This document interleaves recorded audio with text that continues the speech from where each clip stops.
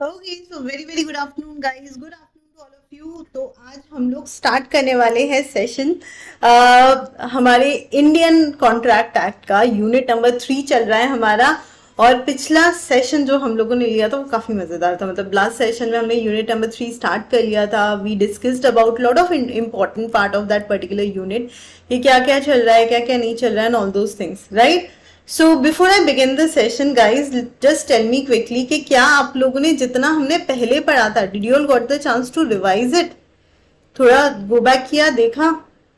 Okay, Tushar का message मुझे यहाँ पे दिख रहा है। मुझे नहीं पता तुषार ने मैसेज कब किया था, बट इन एनी वेज क्योंकि आया है तो मैं समरी नोट्स डेफिनेटली मैं I hope Tushar you are May student, right. अगर आप मे के स्टूडेंट हो तो going forward once we are finishing off the topics will gonna have summary writing वाला चीज है। ओके, so even if you're watching it live or recorded, so I think this answer suits you. So very very good afternoon to each and every one of you. चलिए start करते हैं session with the capacity of contract, कि contract की capacity क्या है, who is capable of doing a contract, right. तो हमने unit 1 में पढ़ा था कि essentials of a valid contract क्या होते हैं, है ना। तो हमने पढ़ा था भैया असेंशियल्स ऑफ वैलिड कॉन्ट्रैक्ट में सबसे पहले देखना है पार्टीज केपेबल है या नहीं है कॉन्ट्रैक्ट करने के लिए। That is the first and foremost important thing, कि are the parties capable of entering into the contract, yes और नो। ओके, तो वो पार्टीज केपेबल है या नहीं है तो कैसे पता लगता है? 3 टेस्ट से पता लगता है। Number 1, are they even major, right, have they attend their majority. So if a person who is domiciled in India, उसका age of majority is considered as 18 years. कम से कम वो इंसान कितने साल का होना चाहिए? 18 साल का होना चाहिए, तब जाके हमें लगता है कि yes that person is major. Okay, and apart from that major होना जरूरी है। अपार्ट फ्रॉम दैट 18 साल का भी हुआ है, ये 18 साल से ऊपर का हो गया तो वो वैलिड कॉन्ट्रैक्ट में एंटर कर सकता है। लेकिन अगर वो मेजर नहीं है, अगर वो माइनर है, तो क्या होगा? ठीक है, अब हम उस पर बात करते हैं। So if the person is not major, he is still minor, in that case what is going to happen? So contract made with और by the minor shall be void ab initio, शुरुआत से ही valid नहीं होंगे। ठीक है, so any contract done with minor shall be void ab initio. So there was a case between मोहरी बीवी वर्सेस धर्मोदास घोष, जहां पर एक माइनर ने 20,000 रुपए मांगे। ठीक है, उसने कहा आप मेरी प्रॉपर्टी मॉर्गेज कर लीजिए 20,000 रुपए की और मुझे उधार दे दो। तो यहाँ पे जो लेंडर था उसने क्या किया? उसने 80,000 दिए, उसने 20,000 दिए भी नहीं, उसने 8,000 दिए और कहा कि तुमको पे करना पड़ेगा। Now the moment that minor become major, उसने वापस अपनी प्रॉपर्टी क्लेम कर ली। समझ रहे हो? So that person have said कि यार मुझे तो मेरा प्रॉपर्टी वापस दे दीजिए, because you know I have done my part of the things and now since I have become the major, आप मेरी प्रॉपर्टी ले ही नहीं सकते हो। माइनर्स को तो लोन भी देना गलत है, माइनर की लाइबिलिटी क्रिएट करना भी गलत है। So whatever you are saying that you know वो तो वॉइड है। कोर्ट में जब ये केस गया तो मनी लेंडर ने यहाँ तक कहा कि यार एटलीस्ट जितना पैसा मैंने पे किया है, इंटरेस्ट जाने दो, लेकिन जितना मैंने पे किया at least I should get that amount back.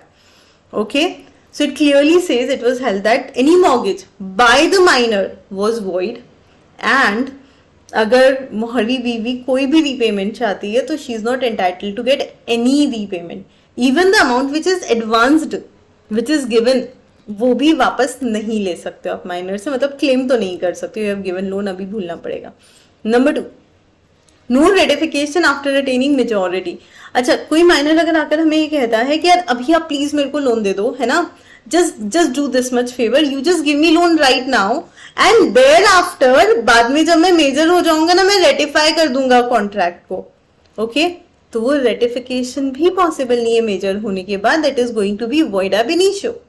Next, can minor be a beneficiary in any contract?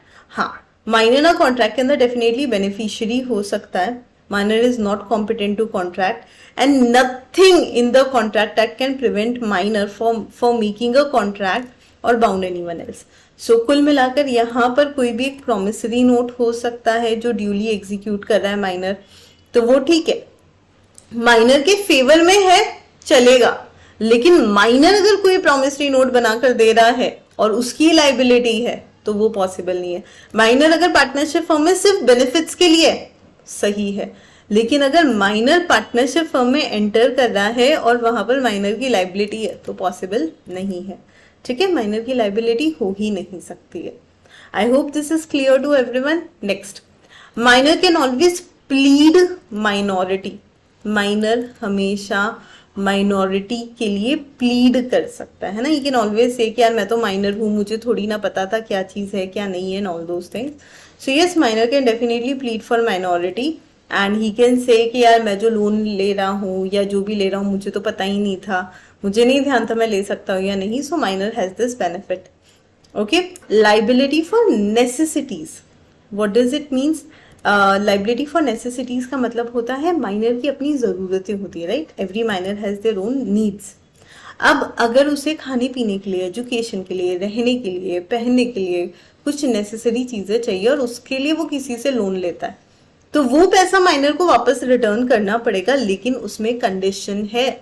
सबसे पहले रीजनेबली नेसेसरी गुड्स ही होनी चाहिए, है ना, ऐसा नहीं किसी भी गुड्स को बोल दिया कि तो नेसेसरी गुड्स है। And minor must not have already sufficient supply of necessary, उसके पास ऑलरेडी जितना चाहिए उतना है, उससे ज्यादा है उसके पास, फिर आप क्या नेसेसरी फुलफिल कर रहे हो। लेकिन अगर माइनर के पास नहीं है उसकी नेसेसिटीज और इसलिए वो किसी से पैसा ले रहा है तो वो वैलिड है। ओके, तो नेसेसिटी सप्लाई हो रही है नहीं हो रही है, that is the most important thing. Fine, next, contract by guardian. अच्छा, एक और इंपॉर्टेंट चीज, माइनर को अगर हम लोग नेसेसिटी सप्लाई भी कर रहे हैं तो उस केस में हमें मेक श्योर करने की जरूरत होती है कि हमने जो सप्लाई किया है वो उसकी एस्टेट से ज्यादा वैल्यू का नहीं होना चाहिए, क्योंकि उससे ज्यादा वैल्यू की कोई भी चीज if we are supplying, minor is not liable to pay for that. Okay, he will not be liable. Contract by guardian, now whose guardian? Parents are considered as guardian. जिनके पेरेंट्स नहीं होते हैं बच्चों के तो उनको कोर्ट कोई ना कोई गार्जियन अपॉइंट करता है, any close relative can be the guardian. So minor जो है, अगर माइनर के बिहाफ पे गार्जियन अगर कोई कॉन्ट्रैक्ट कर रहा है तो कॉन्ट्रैक्ट वैसे तो वॉइड है, क्योंकि माइनर की तो हम लाइबिलिटी क्रिएट कर ही नहीं सकते हैं, that is the most important thing. लेकिन गार्जियन अगर कोई भी कॉन्ट्रैक्ट कर रहा है माइनर के लिए बेस्ड ऑन हिज कॉम्पिटेंस और for the benefit of minor, तो उसके लिए एक वैलिड कॉन्ट्रैक्ट होना कंपलसरी है, ठीक है। सो जितने भी कॉन्ट्रैक्ट हम लोग कर रहे हैं गार्जियन के साथ या on behalf of minor, they are not valid. Okay, तो माइनर यहाँ पर उसका कोई ऐसा डायरेक्ट पावर नहीं है बाइंड करने का माइनर को by the contract or for the purchase of immovable property. So contract entered into by the certified guardian of a minor, वो भी तभी करेक्ट होता है, तभी अग्रीड होता है जब माइनर की उसमें कोई लाइबिलिटी नहीं होती है। If you are heading anywhere कि भैया ये माइनर की लाइबिलिटी है तो वो कॉन्ट्रैक्ट वैलिड नहीं है। Okay, no specific performance, very very important. Minor को हम कभी भी लाइबल नहीं ठहरा सकते, भाई तेरे को परफॉर्म करना ही पड़ेगा, है ना, तुझे काम करना ही है, यहाँ पर तेरा स्पेसिफिक परफॉर्मेंस बनता है, so it can not be done. No insolvency, क्योंकि अगर उसकी कोई लाइबिलिटी ही नहीं है, I am not liable to do anything, how can I become a insolvent. Same goes with minor, minor की कभी कोई भी लाइबिलिटी नहीं होती है ना, he is incapable of contracting debts and dues are payable from the personal properties of minor, so he shall never be held personally liable, he will never be held personally liable. Okay, next, coming to partnership, minor being incompetent to contract. Now coming back to this thing कि minor अगर contract करने के लिए अगर competent नहीं है, so he cannot be the partner in partnership firm. Okay, लेकिन अगर उसको सिर्फ बेनिफिट्स के लिए ऐड किया जा रहा है, सिर्फ फायदा देने के लिए ऐड किया जा रहा है, he can be the partner in a partnership firm. Okay, can minor be the agent? Yes, minor principal नहीं बन सकता है लेकिन माइनर एजेंट बन सकता है, क्योंकि सारी लाइबिलिटी एजेंसी रिलेशनशिप में किसकी होती है? प्रिंसिपल की होती है। So minor can act as an agent, he will not be liable to principal for his act, और उसने जो भी कॉन्ट्रैक्ट किया उसमें प्रिंसिपल लाइबल होगा, वो खुद तो लाइबल है ही नहीं। लेकिन क्या माइनर उसी तरह से अपने पेरेंट्स और गार्जियंस को भी लाइबल ठहरा सकता है? नहीं। बहुत इंपॉर्टेंट है यहाँ पर, आपने किसी माइनर को अपना एजेंट बना लिया, आपकी बेवकूफी है, माइनर ने जो किया उसके लिए आप लाइबल हो बीइंग अ प्रिंसिपल, पर बीइंग अ पेरेंट, बच्चा होना कोई पनिशमेंट थोड़ी है। तो माइनर चाइल्ड अगर जाकर कोई लाइबिलिटी क्रिएट करता है, सपोज वो जाकर स्कूटी खरीद लेता है और कहता है पैसे पापा मम्मी से ले लेना, बिना उनसे पूछे, बिना उनको साथ ले जाए, तो भाई पेरेंट्स की ऐसी कोई लाइबिलिटी नहीं है। Okay, if there is a case of joint contract by minor as well as adult, तो एक कॉन्ट्रैक्ट है जिसमें माइनर भी है, जिसमें एडल्ट भी है, दोनों पार्टीज टू द कॉन्ट्रैक्ट है, माइनर भी उसमें काम कर रहा है, एडल्ट भी उसमें कर रहा है, तो क्या होगा? So there was a case between Sendas versus Ramchandra, जहां पर क्या हुआ था, अगर दो परचेजर है जिसमें से एक माइनर है, ध्यान से सुनना, तो उस केस में जो सारी लाइबिलिटी है वो उसकी होगी जो मेजर है। जॉइंट कॉन्ट्रैक्ट है ना, major will be held fully liable, minor liable नहीं होगा। श्योरिटी फॉर माइनर, अगर हम लोग माइनर के बिहाफ पर गारंटी दे रहे हैं, ओके, सो उस केस में आप ये समझ लो प्राइमरी लाइबिलिटी श्योरिटी की होती है। In general contract of guarantee primary liability जिसने पैसा लिया उसकी होती है, सेकेंडरी श्योरिटी की होती है। लेकिन माइनर का अगर कोई श्योरिटी है तो उसको मान के चलना पड़ेगा he will be primarily liable. Minor तो कह देगा मैं तो बच्चा हूं, मुझे थोड़ी समझता है। Who will be primarily liable? Here the surety will have the main liability. Okay? आपने किसी माइनर का गारंटी ले लिया, सीधा आपके पास ही पैसा मांगने आएंगे, माइनर से मांग के वैसे कोई मतलब नहीं है। क्या माइनर शेयर होल्डर बन सकता है? Answer is no, he can not be a share holder of any company because pay करना पड़ता है ना शेयर्स के लिए। लेकिन अगर कोई फुल्ली पेड अप शेयर्स है और वो माइनर को मिल रहे हैं, तो हाँ वो फुल्ली पेड अप शेयर का ओनर बन सकता है, किसी ने पे करके शेयर्स उसके नाम पे ट्रांसफर कर दिए, वो चलता है। लाइबिलिटी फॉर टॉट्स, टॉट्स का मतलब होता है सिविल रॉन्ग, कोई भी चीज जो एथिकली गलत है ना, नेचुरली गलत है, इफेक्टिवली हमारे आसपास के माहौल के हिसाब से ये तो ठीक नहीं ही है, और माइनर ऐसी चीज कर रहा है, तो फिर उस टॉट के लिए तो वो लाइबल है। ओके, तो माइनर ने घोड़ा बोरो किया राइडिंग के लिए, तो उसके दोस्त ने उसको स्पेसिफिकली बोला था देख इसको जंप मत करवाना, अगर उसने जंप कर दिया तो उसकी डेथ भी हो सकती है। Okay, so if the horse will jump तो anything could have happened to him, उसको कुछ भी हो सकता है, सो मेक श्योर उसको कूदना नहीं है। येट उसने अपने दोस्त को, दूसरे दोस्त को दे दिया वो हॉर्स, और हॉर्स ने जंप किया, हॉर्स की डेथ हो गई। यहाँ पर माइनर लाइबल है because this is ethically civilly it is totally wrong. Okay, चलिए, तो हमने देखा capacity of the party. Capacity of party में सबसे पहले हमने देखा माइनर, तो माइनर का पॉइंट तो हम सबको समझ में आ गया कि यार ठीक है, हाँ मतलब अगर माइनर है तो उसके अपने रिस्ट्रिक्शंस हैं, अगर माइनर के साथ कॉन्ट्रैक्ट करोगे तो वो वॉइड ही हो जाएगा। अब कैपेसिटी ऑफ पार्टी में दूसरा पॉइंट था person of sound mind. Okay, जिसके साथ भी हम लोग कॉन्ट्रैक्ट कर रहे हैं, is that person is of sound mind, उसके साथ जो हम कॉन्ट्रैक्ट कर रहे हैं क्या वो केपेबल है इतना that it is capable of understanding it or forming rational judgment and interest. So the person who is usually of unsound mind, हमेशा ही उसका दिमाग खराब रहता है। ओके, लेकिन कभी कभी वो साउंड माइंड का हो जाता है, तो उसके साथ जो कॉन्ट्रैक्ट होगा वो वैलिड नहीं होगा। जब वो अनसाउंड माइंड का है तब कॉन्ट्रैक्ट करेंगे तो वैलिड नहीं है, लेकिन जब वो साउंड माइंड का है उसमें कॉन्ट्रैक्ट वैलिड होगा।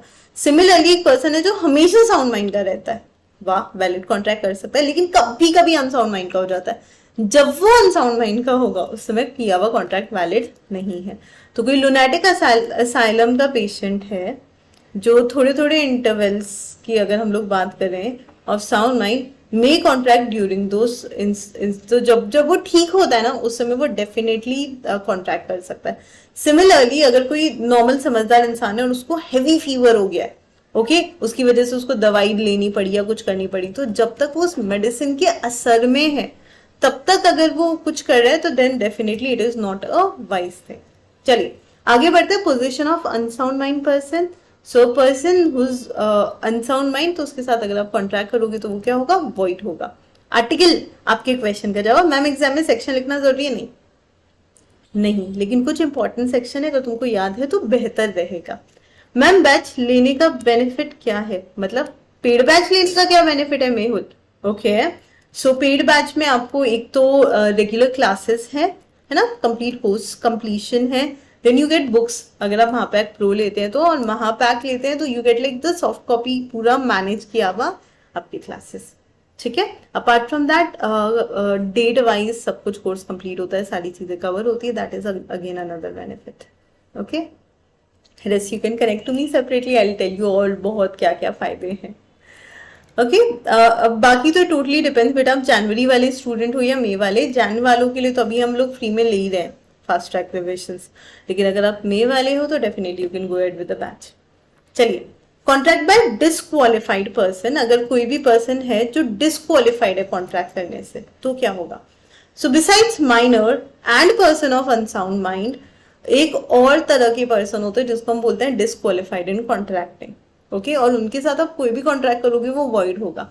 किसको डिस्क्वालीफाई करते हैं हम लोग? फॉरेन सोवेनियर्स को, एम्बेसडर को, एलियन एनिमी को, कॉर्पोरेशन को, कन्विक्ट्स को और इंसॉल्वेंट को। ये वो सारे लोग हैं जो हम कहते हैं कि भैया these people can not do the contract. तो अगर मैं बात करूं essentials of a valid contract की, तो सबसे पहले कैपेसिटी ऑफ द पार्टी, दूसरा है free consent, legal object and consideration. तो ये जो तीन मेन पॉइंट है, चौथा तो इट्स लाइक ओके, ये तीन मेन पॉइंट है, ये तीनों ही इस चैप्टर में डीपली एक्सप्लेन्ड है। सबसे पहले कैपेसिटी ऑफ पार्टी हमने यहाँ समझ के कंप्लीट कर लिया।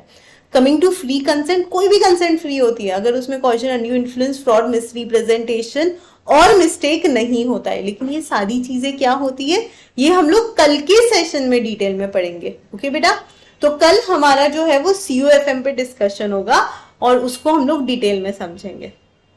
Okay, so that's it. अभी के लिए हम लोग करते हैं सेशन फटाफट वाइंड अप।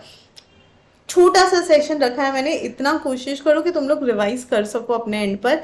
जितना भी मैंने पढ़ाया है आज, इतना पोर्शन अगर आज हो गया तो कल हमारा फ्री कंसेंट वाला पोर्शन खत्म हो जाएगा। I could see like many students are not there today, जो रेगुलरली क्लास में आते हैं, है ना। तो कल की क्लास में वो भी आएंगे ताकि उनका भी कुछ ज्यादा मिस ना हो। And that is how we are going ahead. ठीक है जी, thank you so much, take care, bye bye.